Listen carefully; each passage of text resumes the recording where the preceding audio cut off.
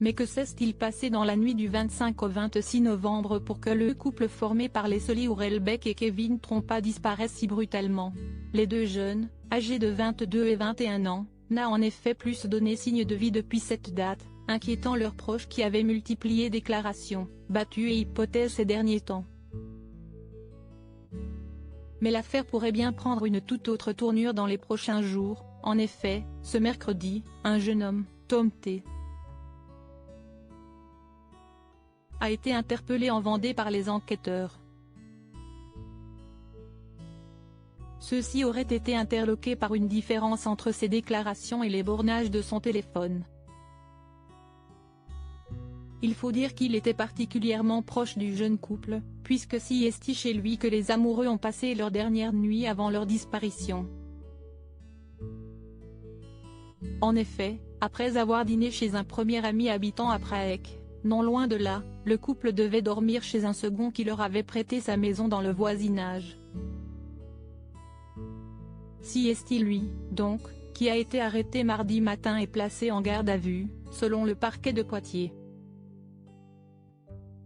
Arrêté au domicile de son père, qui a été perquisitionné, il a vu sa garde à vue renouvelée pour mercredi. Le père de Tom T. a par la suite commenté l'arrestation de son fils auprès de Ouest France, décrivant le chaos provoqué au petit matin. On se serait cru dans NCIS.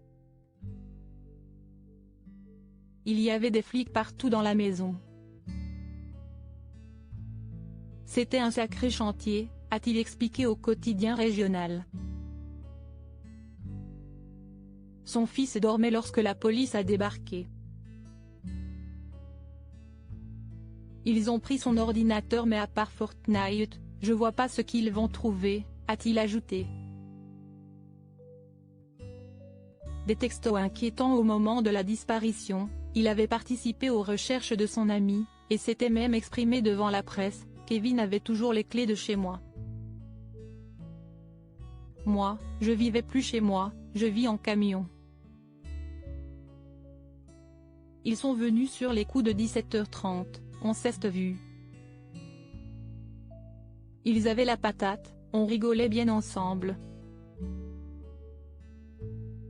Ensuite je suis parti chez mon frangin et à une soirée techno. Pour le moment, la police continue ses investigations. Pour rappel, des affaires du couple avaient été retrouvées le 8 décembre, soit plusieurs semaines après la disparition, en Charente-Maritime. Le téléphone de la jeune femme n'a plus été rallumé depuis une dernière géolocalisation à Niort le 26 décembre. Mais ces derniers textos envoyés, à leur ami tout juste arrêté justement, ne laissaient rien présager de bon. Je viens de vomir mes tripes pleins de sang. Dès que je rentre, je me pose, je ne suis pas très bien là, lui avait-elle écrit, alors qu'elle était toujours chez leur ami pour le dîner. Un tout dernier message, puisqu'ensuite, elle aurait arrêté de répondre à ce jeune homme. Je comprends que Leslie s'est sentie mal et qu'elle a vomi, mais je n'ai pas plus d'explications. Ensuite, je lui ai envoyé d'autres messages entre 3 et 4 heures pour avoir de ses nouvelles. Je sais qu'ils ont été lus, mais ils sont restés sans réponse, avait-il indiqué à l'époque. Sans révéler toute la vérité,